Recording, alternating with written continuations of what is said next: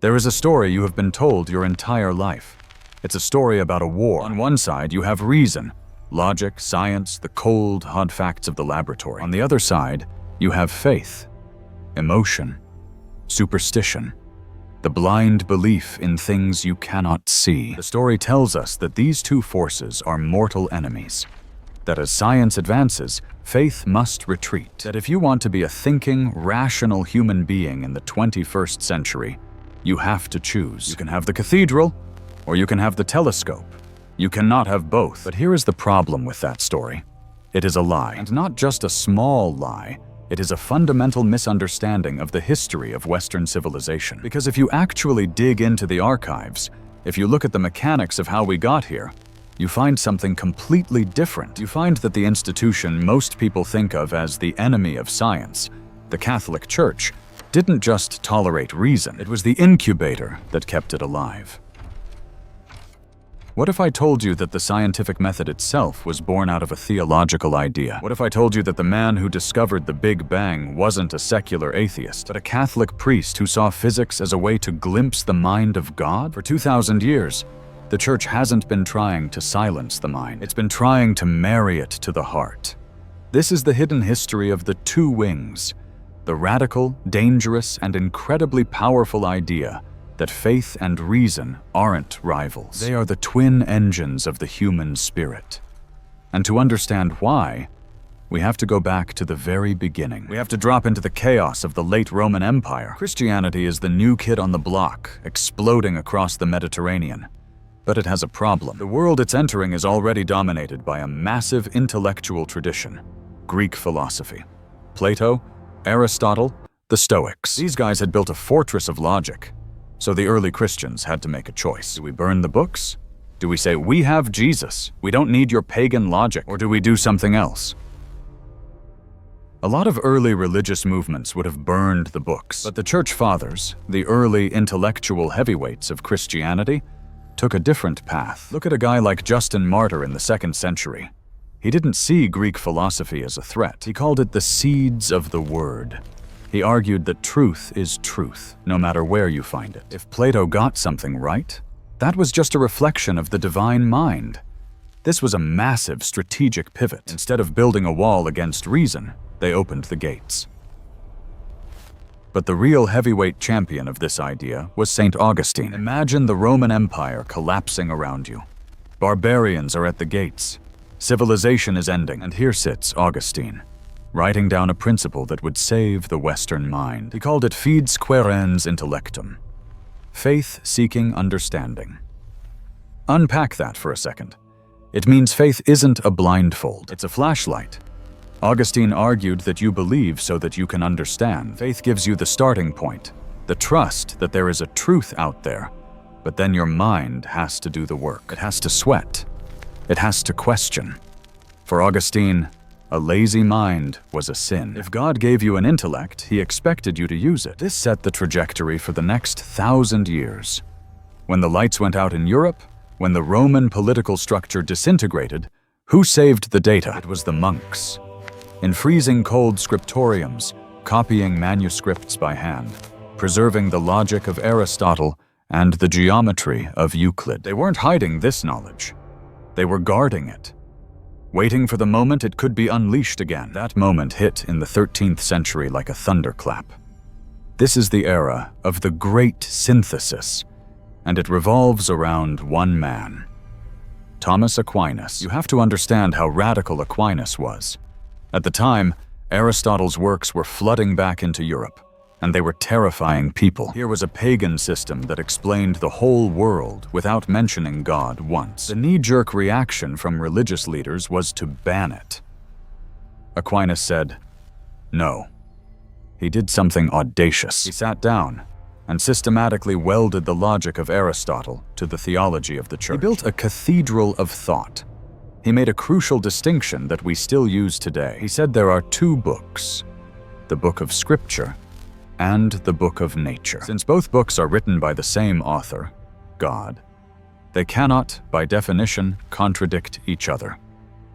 If they seem to contradict, you're reading one of them wrong. Aquinas proved that you could use pure reason without ever opening a Bible to demonstrate that a first cause of the universe must exist. He didn't rely on miracles for this. He relied on motion, causation, and contingency. He made the claim that being smart and being holy were the same project. This was the gold standard, a perfect harmony. But then, the divorce happened. And we can't talk about faith and reason without talking about the elephant in the room. Galileo Galilei, 1610. He points his telescope at the sky and realizes the Earth is not the center of the universe. The popular narrative here is simple. The Church hates science, they arrest the genius, end of story. But history is never that simple. The Galileo affair wasn't just about science, it was about authority and ego. Galileo was right about the science, but he was arrogant about the theology. He started telling the Church how to interpret the Bible.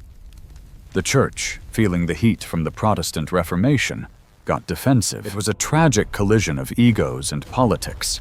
The Church made a mistake, a big one, by stepping outside its lane and trying to judge a scientific theory with theological tools. It was a disaster. It created the myth of conflict that we are still fighting today. It gave the world the impression that you had to choose sides. This led to the Enlightenment, where the pendulum swung to the other extreme. Thinkers like Voltaire and Hume said, "Fine, if faith is going to suppress reason, we'll just get rid of faith." They invented rationalism, the idea that human reason is the only source of truth. If you can't measure it, it's not real. This was a crisis. The Church was being backed into a corner. So how did they respond? Did they double down on blind faith? No.